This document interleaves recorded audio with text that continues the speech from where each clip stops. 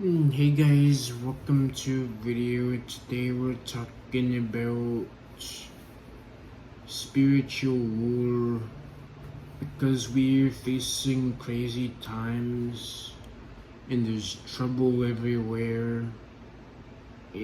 Everywhere you go, but we have to put on the full armor of God. In Ephesians 6, verse 10 to 20, it says, "Finally be strong in the Lord and his mighty power. Put on the full armor of God so that you can take your stand against the devil's schemes. For our struggle is not against flesh and blood, but against rulers, against authorities, against powers of this dark world, and against spiritual forces of evil. Therefore, put on the full armor of God so that when the day of evil comes, you may be able to stand your ground. And after you have done everything to stand, stand firm. Stand with the belt of truth buckled around your waist, with the breastplate of righteousness in place, and with your feet fitted with the readiness that comes from the gospel of peace. In addition to all this, take up the shield of faith, which you can extinguish the flaming arrows of the evil one. Take the helmet of salvation and the sword of Spirit, which is the word of God, and pray in spirit on all occasions, with kinds of prayers and requests. With this in mind, be alert and always keep praying for all the Lord's people. Pray also for me, that whenever I speak words may be given, so that I will fearlessly make known. Also for me, that whenever I speak words may be given me, so that I will fearlessly make known also a mystery of the gospel, for which I am an ambassador in chains. Pray that I must declare it fearlessly as I should. Let's break this down. The first part says, "Be strong in the Lord and his mighty power." This is saying that no matter what happens, we should remain strong in God. Then it says, "Put on the full armor of God so that you can take your stand against the devil's schemes." The reason we need the full armor of God is so that in this spiritual war we can withstand the devil's schemes, which is to deceive, divide, and destroy. But when you put on the full armor of God, the enemy has no effect on you. Then it says, "For our struggle is not against flesh and blood, but against rulers, against authorities, against powers of this dark world, and against the spiritual forces of evil in heavenly realms." This means that we are not fighting our own people, but we are fighting rulers, authorities, and powers of this dark world and spiritual forces of evil. Then it says, "Therefore put on the full armor of God, so that when the day of evil comes, you may be able to stand your ground."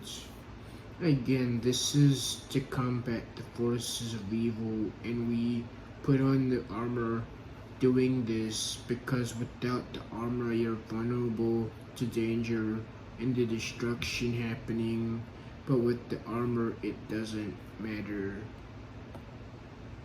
Then it describes parts of the armor of God, which includes a belt of truth buckled around your waist, the breastplate of righteousness in place, and with your feet fitted with the readiness that comes from the gospel of peace. The belt of truth is metaphorical of speaking God's truth. The breastplate is metaphorical of his righteousness, and your feet fitted with the readiness is metaphorical of God's peace. And then you add the shield of faith, which represents strong faith in God, so we can be able to extinguish devil's flaming arrows. And then you take the helmet, which represents salvation, which is repenting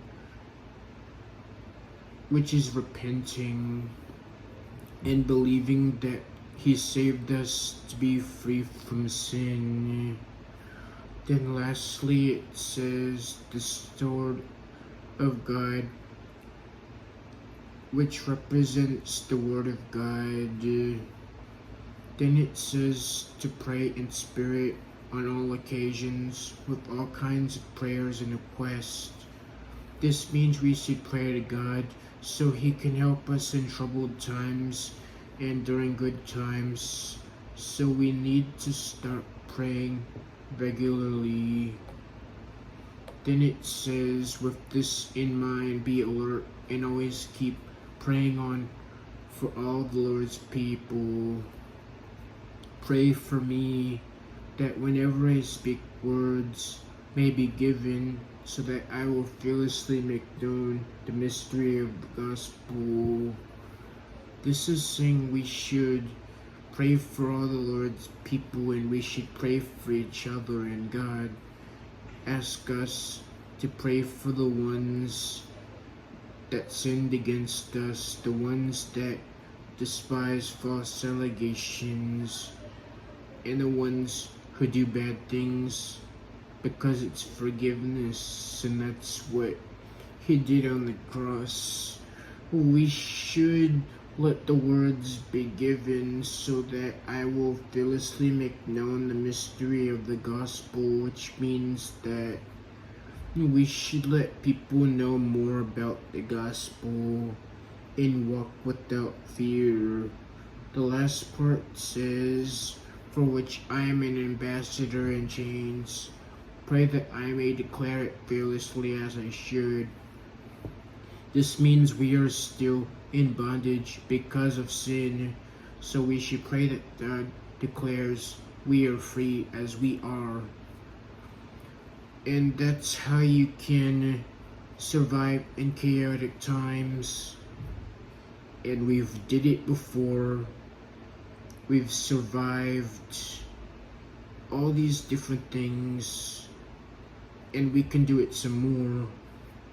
But we have to remain strong, fight for the good in this world, and with the armor of God, win this spiritual battle. That's the message for today. Remember to like, comment, and subscribe, and see you in another video.